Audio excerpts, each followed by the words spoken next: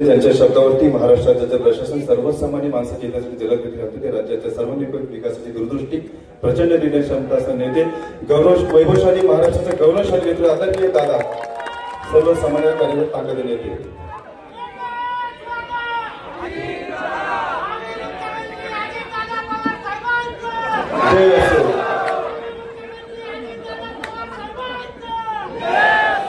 सकाळपासून कोणी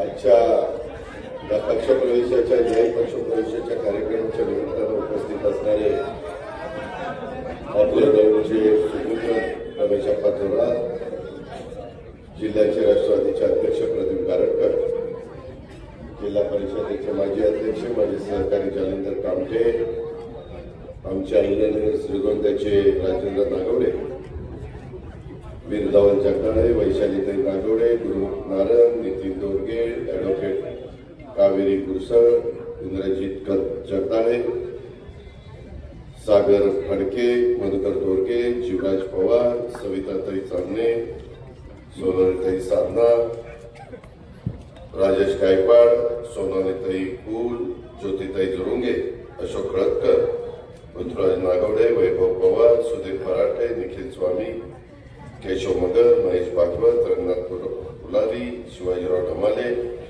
अनेक माझ्या दौंड शहरामध्ये पूर्व पश्चिम या सगळ्या भागामध्ये काम करणारे उपस्थित असणारे सर्व माझे सहकारी, खऱ्या अर्थाने ज्यांच्या पक्षप्रवेशाच्या निमित्तानं वसुबारसचा महत्वाचा दिवस दिवाळीचा असताना देखील मी आलो ते आपल्या सगळ्यांचे सहकारी स्वप्नील भैया शहा, त्यांचे सर्व सहकारी मनोज भाई फडतरे, त्यांचे सर्व सहकारी आमचे भाऊकी नंदू पवार, त्यांचे सर्व सहकारी काळूशेठ फिलिप व त्यांचे सहकारी ओम शेलार, त्यांचे सर्व सहकारी मनीषाताई नेर्लेकर, त्यांचे सर्व सहकारी वैशालीताई जांभळे, त्यांचे सर्व सहकारी, तसंच वसंतराव साळुंके, संजय शिंदे, जावेद सय्यद, ओम शेख,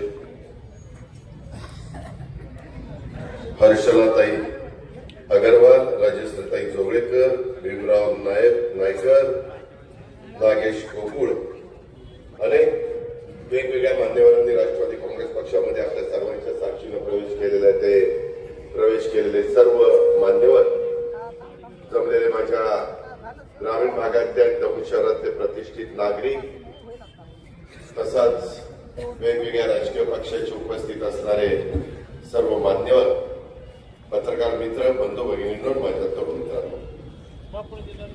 मित्रांनो, अनेक वर्ष माझ्यासारख्या कार्यकर्ता तुमच्या सगळ्यांचं प्रतिनिधित्व करतोय. 91 साली तुम्ही सगळ्यांनी मला निवडून दिलेलं होतं, पण काही कारणानिमित्त मला लोकसभेमध्ये 6 महिन्याच्या आत राजीनामा द्यावा लागला आणि मला महाराष्ट्राच्या राजकारणामध्ये यावं लागलं.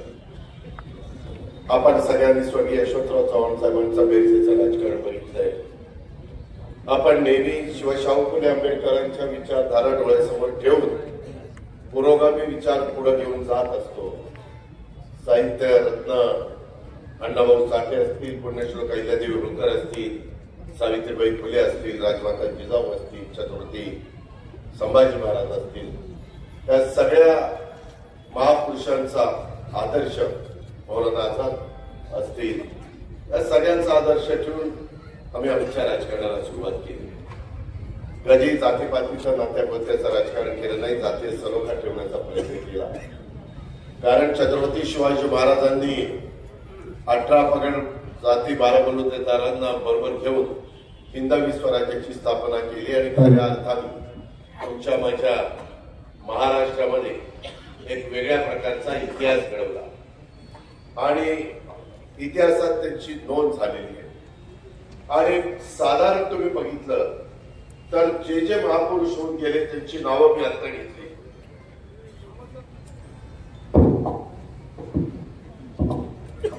माझा आवाज जातो म्हटलेला काय होता. याच्यामध्ये वेगवेगळे मान्यवर आवाज घाबरला काय काय चाललं लागेल. बाकी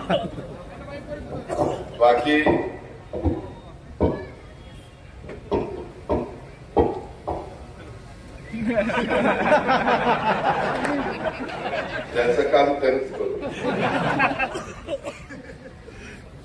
दौंडकरांनो, एकंदरीतच काम करत असताना आपण सगळ्यांनी बघितलंय की त्या रस्त्यानेच आपल्याला गेलं पाहिजे. दौंड तसं बघितलं तर एक महत्वाचं जंक्शन, संपूर्ण महाराष्ट्र आणि भारताला जोडणारं इथलं जंक्शन. आपण कुठूनही कुठल्याही भागामध्ये जाऊ शकतो. या दौंडला मिनी भारत म्हणून पण ओळखलं जातं. अनेक जाती धर्माचे लोक, मग मुस्लिम असतील, मागासवर्गीय असतील, भटके असतील, त्याच्यामध्ये आदिवासी असतील, सगळ्या जाती धर्माची लोक इथं गुण्यागोविंदाने राहतात. व्यापारी लोक देखील कष्टाने इथं व्यापार करतात. आता दुसऱ्या तिसऱ्या पिढ्या पुढे आलेल्या नवीन पिढी व्यापारामध्ये पडलेली आहे आणि याच्यातून एक रेल्वेचं चांगलं साधन, त्याचबरोबर आपला अहिल्यानगर तो दौंड रस्ता हा महत्वाचा रस्ता आता चांगला झालेला आहे. आपल्या इथनं पुणे सोलापूर रस्ता जवळच गेलेला आहे 9-10 किलोमीटरवरून. त्याच्यामुळे तिथं आपण नॅशनल हायवेला जोडलं गेलेलो आहे. इकडून आता अष्टविनायकापैकी सिद्धटेक, इथून तो रस्ता मागा अतिशय दयनीय होता, तो आम्ही कॉन्क्रीटचा रस्ता करून घेतला. त्याच्यामुळे आता दौंडमधनं सिद्धटेकला जायचं म्हटलं गणरायाच्या दर्शनाला तर वेळ लागत नाही. त्याच्यामध्ये एक वेगळ्या प्रकारची परिस्थिती इथं भौगोलिक आहे. आपली भीमा नदी इथं जवळनं जाते, पुढे ती चंद्रभागा होते आणि त्याच्यातून ती पांडुरंगाचं दर्शन घेऊन पुढं कर्नाटकामध्ये जाते.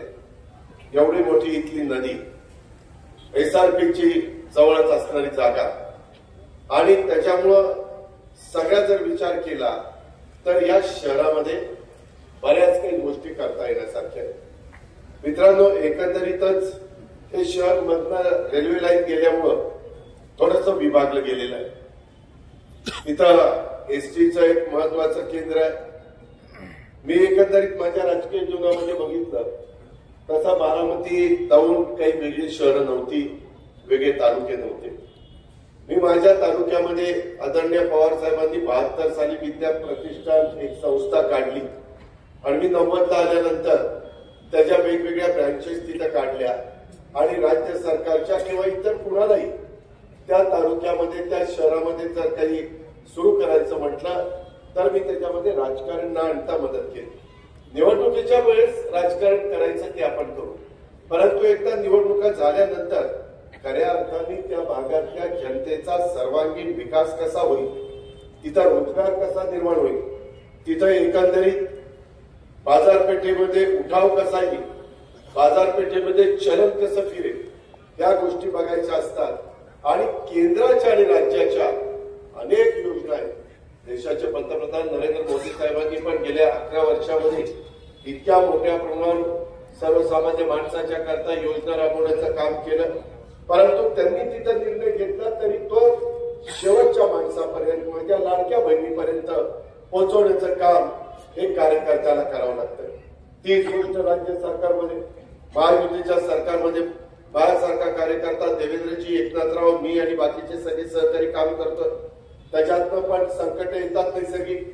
आताच पूरग्रस्तांचं कसं संकट आलं ते तुम्ही पाहिलं. त्याला वेगवेगळी लोक त्यांच्याकडनं मदत देत आहेत.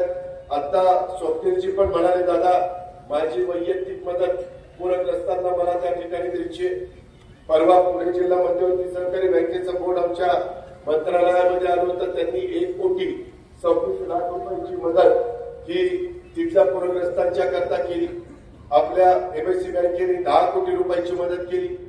सगळे जे काही अधिकारी कर्मचारी आहेत त्यांनी 1 दिवसाचा पगार तिथं दिला.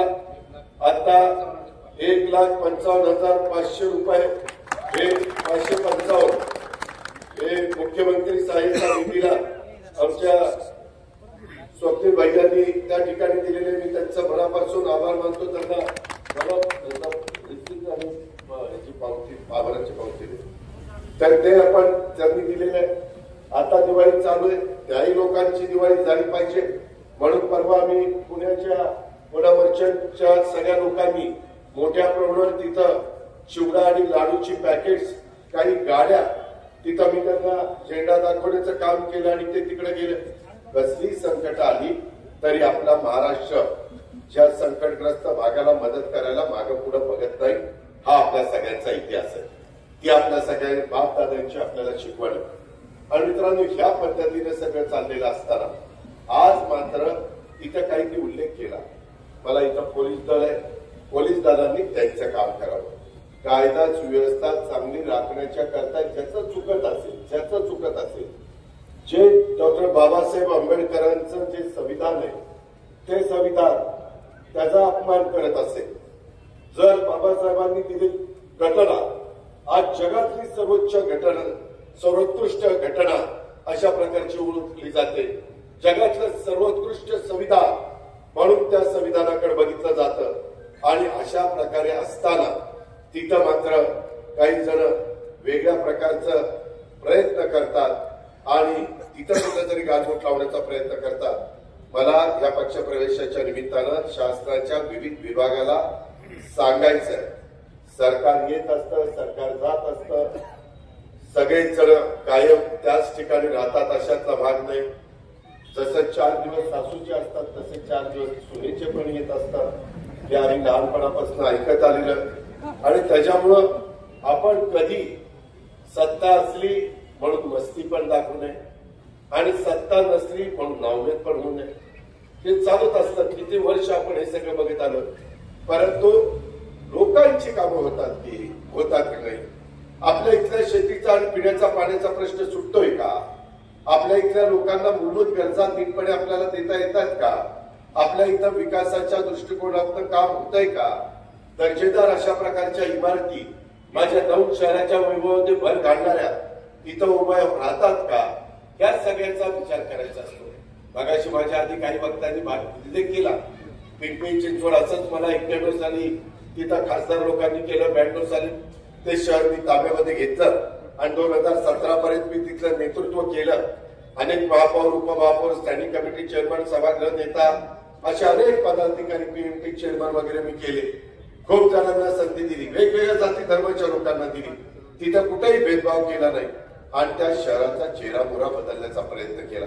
आज त्या शहरामध्ये मेट्रो धावते, आज त्या शहरामध्ये रस्ते रुंद झालेले, डबल फ्लायओव्हर झालेले, उद्यान आहेत, क्रीडांगण आहे, तिथं शिक्षणाची दालनं उघडली गेलेली, वेगवेगळ्या प्रकारची नाट्यगृह तिथं उघडली गेलेली, तिथे इंडस्ट्री मोठ्या प्रमाणावर आलेली आहे, उद्योग नगरी आणि कष्टकऱ्यांची नगरी.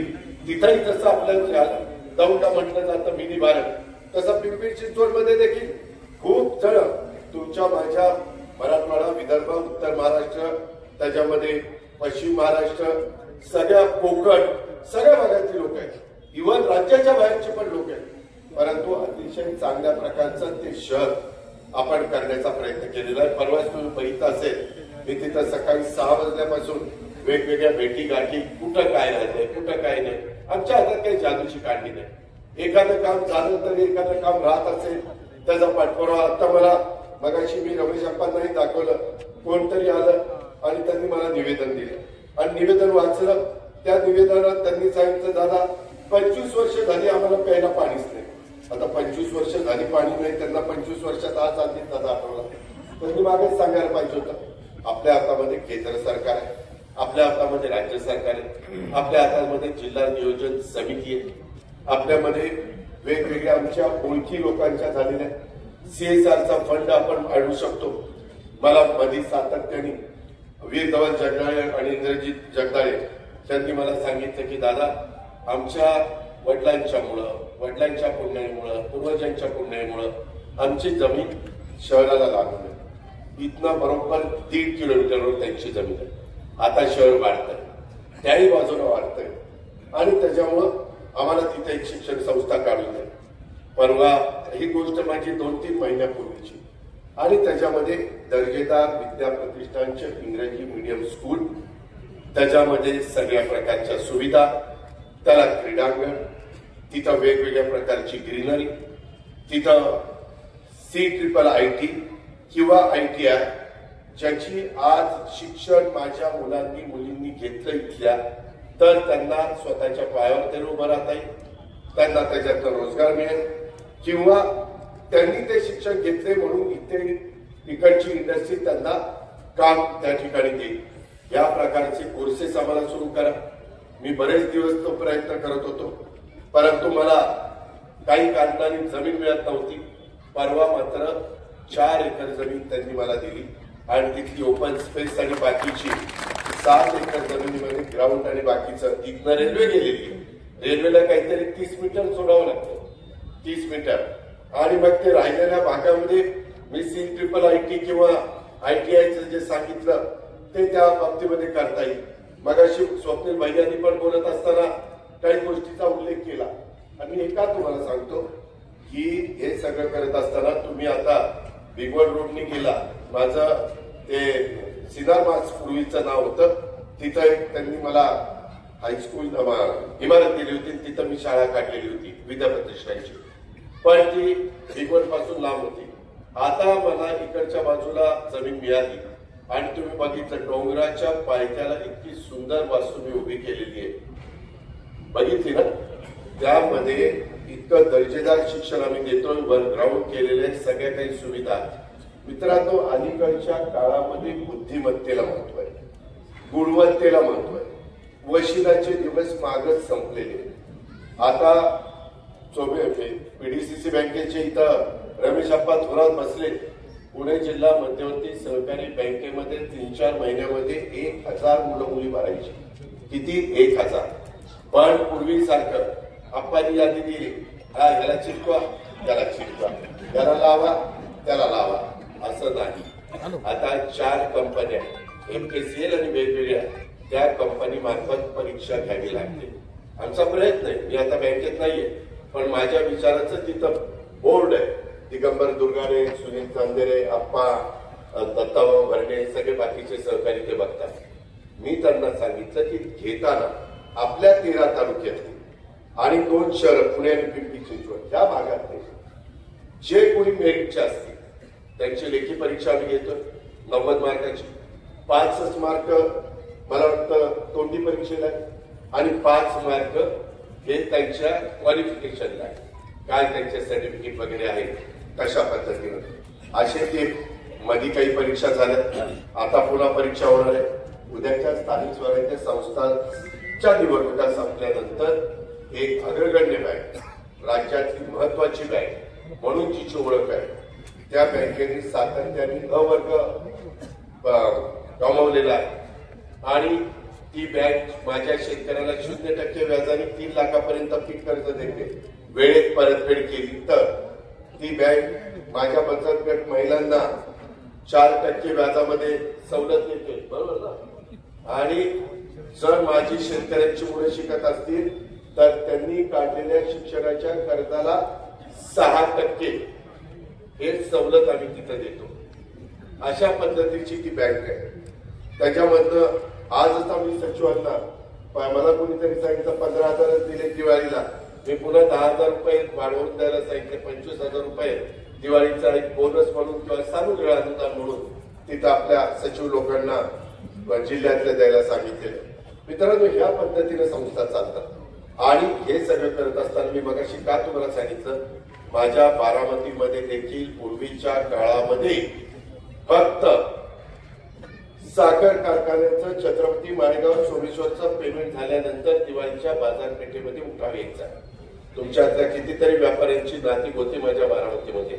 माझ्या बारामती तालुक्यातल्या व्यापाऱ्यांची नाती होती इथे. तुमच्यातली कितीतरी मुलं मुली शिकायला माझ्या परिसरामध्ये येतात. आज मी कृषी विज्ञान केंद्र आणि त्याची जनरल बॉडी पवार साहेब आम्ही सगळेजण होतो. तिथं अतिशय दर्जेदार असं शिक्षण देण्याचा प्रयत्न करतोय. क्रीडा विभागामध्ये आमची मुलं मुली विद्याप्रतिष्ठानची, कृषी विकास प्रतिष्ठानची नैपुण्य मिळवत आहे. आम्ही ऍग्रिकल्चर कॉलेजचे त्याच्यातली काही मुलं मुली आम्ही नेदरलँडला पाठवतोय. नेदरलँडची मुलं आम्ही इकडे बोलवतोय. त्यांना इकडचं शेती कशी आहे, तिकडची शेती कशी आहे. मी आज सकाळी 6 वाजता तिथं कृषी विज्ञान केंद्रावर गेलो. थोडासा अंधार होता, 6:15 जरा दिसायला लागलं आणि तिथं मला आधुनिक पद्धतीचा कृषक म्हणून जो कार्यक्रम आहे, मी मधल्या काळामध्ये आता दत्ताभाऊ भरडेला कृषी खातं दिलेलं आहे. ते दिलेलं असताना दत्ताला सांगितलं, दत्ता तुझी डाळिंबाची बाग उत्तम आहे, तुझी केळी उत्तम आहे, तुझी द्राक्ष उत्तम आहे, तुझा ऊस उत्तम आहे. आता फक्त तुझा असून चालणार नाही, माझ्या शेतकऱ्यांचं देखील सगळ्यांचं तसं झालं पाहिजे. त्याकरता निधी लागेल, तो देण्याची जबाबदारी ह्या अजित पवारची.